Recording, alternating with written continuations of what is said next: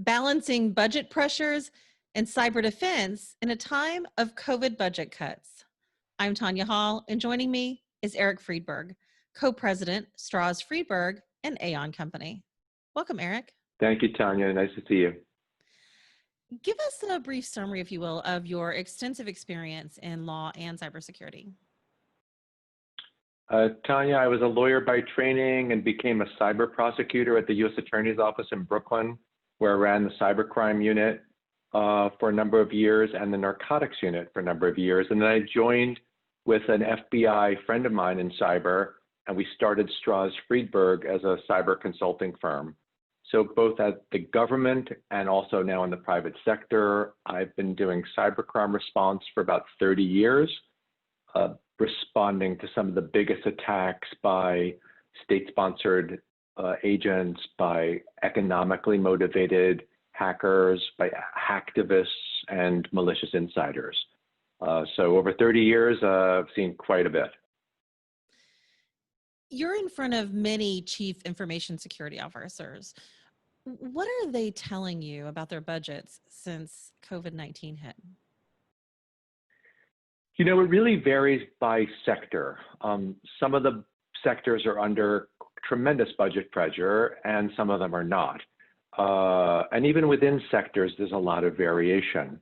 So for example, in the financial sector, if you look at clearing firms and trading firms, based on the volatility in the market, they've made their numbers in April, they've made their year-end numbers. And so they're under no pressure whatsoever generally. Whereas if you look at credit card companies that potentially are squeezed by lower interest rates and lower consumer activity, there's more pressure and there's pressure on budgets, and sometimes companies are being asked to either hold steady or give back.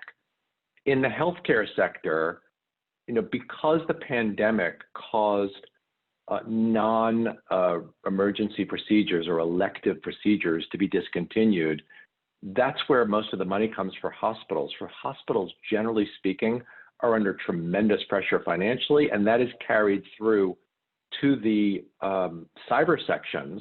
And across the board, they're being asked to give back budget. On the other hand, there are different sort of nuances and safe harbors here.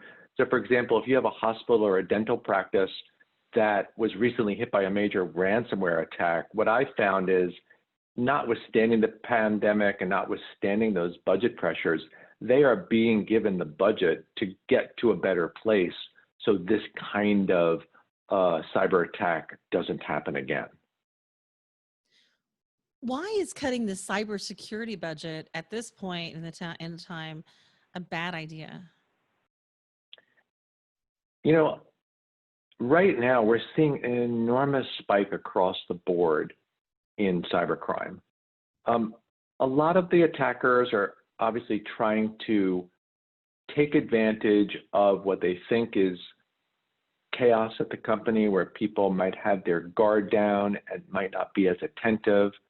And also, because of the pandemic, there's been a whole new crop of phishing-related emails that are purporting to be COVID-19 related. I mean, there have been increases in the magnitude of 100, 200% in that kind of phishing email attack. In addition, and it's not clear that it's related because this is on the state-sponsored side,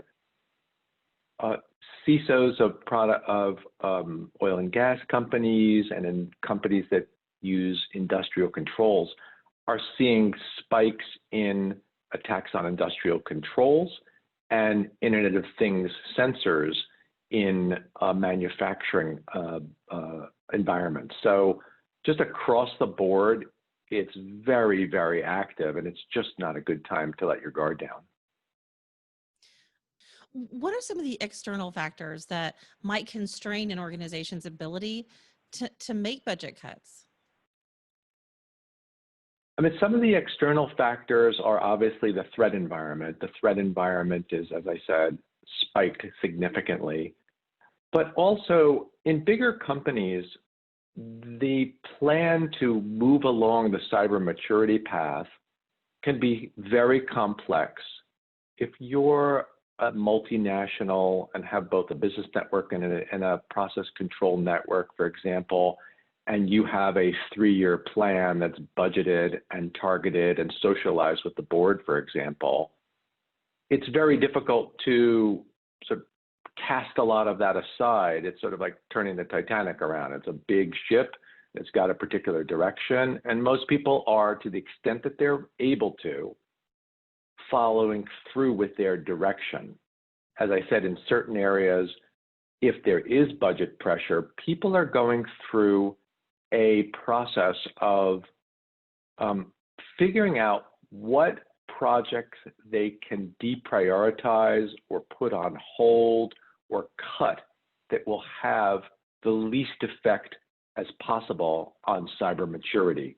And there's no playbook for that, and that's been a very sui generis process, sort of project by project, company by company, but a lot of CISOs are going through that to figure out if they have to make certain cuts, which are the cuts that are going to be the least damaging.